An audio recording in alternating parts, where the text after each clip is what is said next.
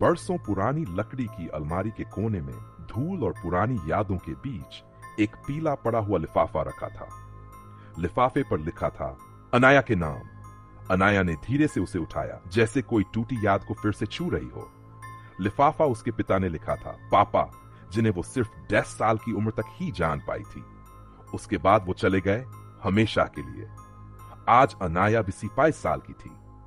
शहर की भीड़ में काम करने वाली एक ग्राफिक डिजाइनर, बाहर से मुस्कुराती हुई लेकिन अंदर से खाली। उस दिन बारिश हो रही थी, वही बारिश जो उसके बचपन की आखिरी याद में थी, जब पापा उसे गोद में लेकर बोले थे, बारिश जब भी गिरे ना बेटा, समझना मैं यहीं कहीं हूं। वो लिफाफा उसके लिए एक टाइम मशीन था। कांपते हाथों से उसने उसे खोला। मेरी प्यारी अनाया, जब तुम ये खत पढ़ रही होगी, मैं शायद बहुत दूर जा चुका हूंगा, लेकिन अगर तुम मुस्कुरा रही हो तो समझो मैं अब भी यहीं हूं। जिंदगी बहुत अजीब है बिटिया, कभी कुछ देती है तो बहुत कुछ छीन भी लेती है, लेकिन एक बात याद रखना, खोने के बाद ही इंसान को मिलना समझ आता है। अनाया की आंखों से आंसू लुढ़क गए। हर शब्द जैसे उसके दिल में उतर रहा था। तुम्हारी मां बहुत मजबूत है, लेकिन वो मुस्कान सिर्फ तुम्हारे लिए रखती है। कभी सोचो मत कि मैं नहीं हूं। जब तुम किसी की मदद करोगी, जब तुम किसी को गले लगाओगी, मैं वहीं रहूंगा। बस एक बात का वादा करो, कभी अपनी हंसी मत खोना। अनाया की सांस भारी हो गई। इतने सालों से उसने हंसना ही तो छोड़ दिया था। वो बचपन याद आया, पापा के साथ स्कूल जाते वक्त बारिश में भीगना, कागज की नाव बनाना, और पापा का कहना, देखो ये नाव छोटी है लेकिन सपना बड़ा है, एक दिन तुम इसे समुद्र में छोड़ोगी। वक्त ने सब कुछ बदल दिया था। मां अब बीमार रहती थी और अनाया घर और काम दोनों संभालते संभालते थक चुकी थी। वो लिफाफा जैसे उसके सीने में जलती रोशनी बन गया। उस रात उसने वही किया जो बचपन में करती थी। छत पर जाकर बारिश को देखने लगी। आसमान में बिजली चमकी और बारिश की बूंदें उसके चेहरे पर गिरी। उसे लगा जैसे पापा वहीं हैं, पास में बैठकर कह रहे हों, तू फिर से मुस्कुरा सकती है। अगली सुबह उसने मां के कमरे में जाकर मुस्कुराते हुए कहा, मां, चलो आज कहीं बाहर चलते हैं। मां ने हैरानी से देखा, इतने साल बाद तू खुद कहा रही है बाहर चलने को? अनाया ने सिर हिलाया। हां मां, आज पापा का जन्मदिन है।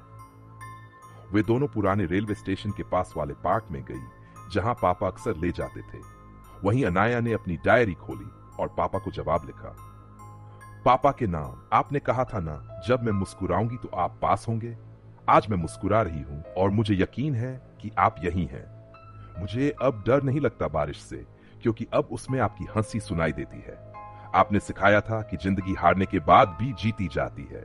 मैं आपकी वही छोटी सी नाव फिर से बना रही हूं और इस बार उसे समुद्र तक जाने दूंगी। मां की आंखों में आंसू थे, लेकिन वो भी मुस्कुरा रही थीं। दोनों ने मिलकर पास की झील में कागज की नाव छोड़ दी। बारिश फिर शुरू हो गई। हवा में मिट्टी की खुशबू थी और कहीं दूर किसी की हंसी गूंज रही थी। वो हंसी अनाया के पापा की थी। कभी कभी वो लोग जो हमें छोड़ जाते हैं, वो पूरी तरह कभी जाते ही नहीं। वे हर मुस्कान, हर बारिश, हर याद में छिपे रहते हैं। और जब हम हिम्मत जुटाकर फिर से जीना शुरू करते हैं, वो लौट आते हैं। महसूस नहीं होते, मगर साथ रहते हैं। वो जो दिखता नहीं लेकिन रहता है। बरसों बाद जब अनाया ने वो आखिरी खत पढ़ा, उसी रात उसने महसूस किया कि कोई उसके पास बैठा है, कोई जो उसे देख रहा है, सुन रहा है, पर दिख नहीं रहा। हवा में एक नर्म आवाज आई, तू रो मत अनाया, मैं यही हूं। वो डर गई पहले, फिर बोली, कौन हो तुम? आवाज मुस्कुराई, नाम तो इंसान रखते हैं, पर तू चाहे तो मुझे इश्क कह सकती है। इश्क? अनाया ने धीरे से दोहराया। हां, आवाज बोली, वो जो हर अधूरी चीज में पूरा होता है। तू अपने पापा को याद करती है, तेरी आंखों में जो चमक है वही मैं हूं।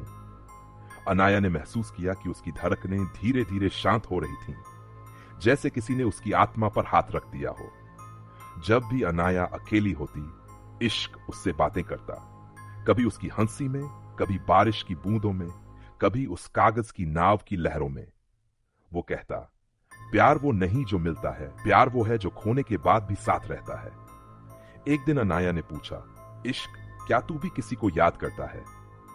हवा में हल्की ठंडक छा गई। आवाज आई, हां, मैं हर उस दिल को याद करता हूं जिसमें मैंने जगह बनाई थी।